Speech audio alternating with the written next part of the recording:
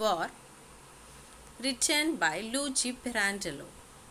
The passengers who had left Rome by the night express had to stop until dawn at the small station of Fabriano in order to continue their journey by the small old-fashioned local joining the main line with Sulmona.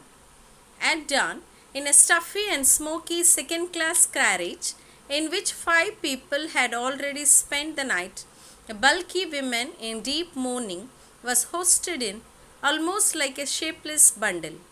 Behind her, puffing and moaning, followed her husband, a tiny man, thin and weakly, his face death white, his eyes small and bright, and looking shy and uneasy. Having at last taken a seat, he politely thanked the passenger who had helped his wife and who had made room for her. Then he turned around to the woman, trying to pull down the collar of her coat, and politely inquired, "Are you all right, dear?" The wife, instead of answering, pulled up her collar again to her eyes so as to hide her face. "Nasty world," muttered the husband with a sad smile. And he felt it his duty to explain to his travelling companions that the poor one was to be pitied, for the war was taking away from her her only son, a boy of 20, to whom both had devoted their entire life, even breaking up their home at Sulmona to follow him to Rome, where he had to go as a student, then allowing him to volunteer for war with an assurance, however, that at least 6 months he would not be sent to the front, and now, all of a sudden, receiving a wire saying that he was due to leave in 3 days' time and asking them to go and see him off. The woman under the big coat was twisting and wriggling at times, growling like a wild animal, feeling certain that all those explanations would not have aroused even a shadow of sympathy from those people who most likely were in the same plight as herself. One of them, who had been listening with particular attention, said, "You should thank God that your son is only leaving now for the front. Mine has been sent there the first day of the war.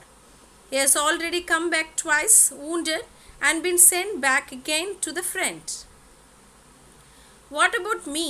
I have 2 sons and 3 nephews at the front," said another passenger. "Maybe, but in our case it's our only son," ventured the husband. "What difference can it make? You may spoil your only son by excessive attentions, but you cannot love him more than you would all your other children if you had any. Parental love is not like bread that can be broken to pieces and split amongst the children in equal shares." "What difference can it make?" "So that's that."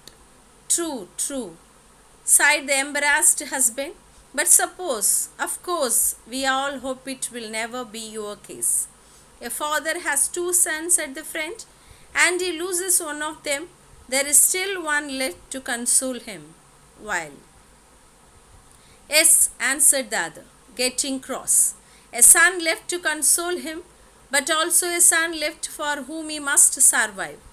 While in the case of the father of an only son, if the son dies, the father can die too, and put an end to his distress. Which of the 2 positions is worse? Don't you see how my case would be worse than yours?" "Nonsense," interrupted another traveller, a fat, red-faced man with bloodshot eyes of the palest grey.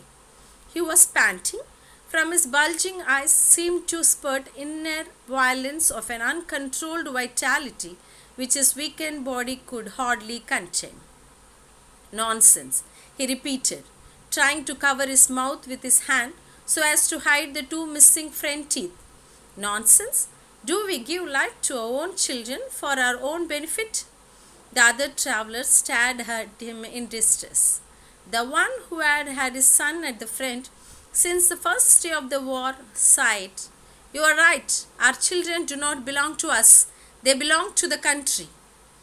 "Bosh," retorted the fat traveller. "Do we think of the country when we give life to our children? Our sons are born because Well, because they must be born, and when they come to life, they take our own life with them. This is the truth. We belong to them, but they never belong to us. And when they reach 20, they are exactly what we were at their age.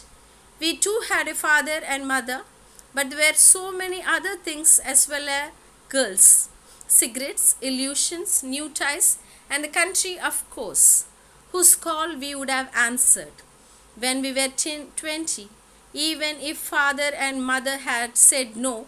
Now, at our age, the love of our country is still great, of course, but stronger than it is the love of our children. Is there any one of us here who would not gladly take his son's place at the front if he could? There was a silence all round, everybody nodding as to approve. Why then, continued the fat man, should we consider the feelings of our children when they are 20? Isn't it natural that at their age they should consider the love for their country even greater than the love for us? Isn't it natural that it should be so? As after all, they must look upon us upon old boys who cannot move any more and must sit at home. If country is a natural necessity like bread, of which each of us must eat in order not to die of hunger, somebody must go to defend it. And our sons go when they are 20 and they don't want tears, because if they die inflamed and happy. Now, if one dies young and happy without having the ugly sides of life, the boredom of it, the pettiness, the bitterness of dissolution, what more can we ask for him? Everyone should stop crying, everyone should laugh as I do, or at least thank God as I do, because my son, before dying, sent me a message saying that he was dying satisfied at having ended his life in the best way he could have wished. That is why, as you see, I do not even wear mourning. Quite so, agreed the others. The women who bundled in a corner under her coat had been sitting and listening, had for the last 3 months tried to find in the words of her husband and her friends something to console her in her deep sorrow, something that might show her how a mother should resign herself to send her son not even to death, but to a probable danger of life. Yet not a word had she found amongst the many that had been said, and her grief had been greater in seeing that nobody, as she thought, could share her feelings. But now the words of the traveller amazed and almost stunned her. She suddenly realized that it was not the others who were wrong and could not understand her, but herself who could not rise up to the same height of those fathers and mothers willing to resign themselves without crying, not only to the departure of their sons, but even to their death. She lifted her head. She bent over from a corner, trying to listen with great attention to the details which the fat man was giving to his companions about the way his son had fallen as a hero for his king and his country, happy and without regrets. It seemed to her that she had stumbled into a world she had never dreamt of, a world so far unknown to her, and she was so pleased to hear everyone joining in congratulating that brave father who could so stoically speak of his child's death.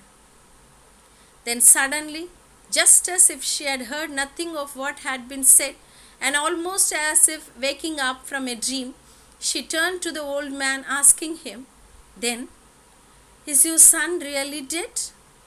Everyone stared at her.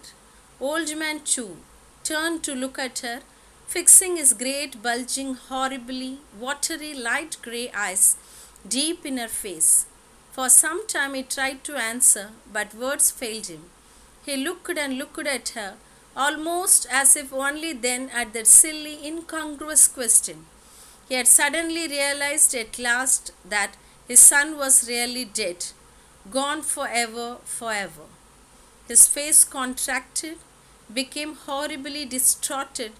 Then he snatched in haste a handkerchief from his pocket, and to the amazement of everyone, broke into harrowing, heartbreaking, uncontrollable sobs. Thus the end. Thanks for watching.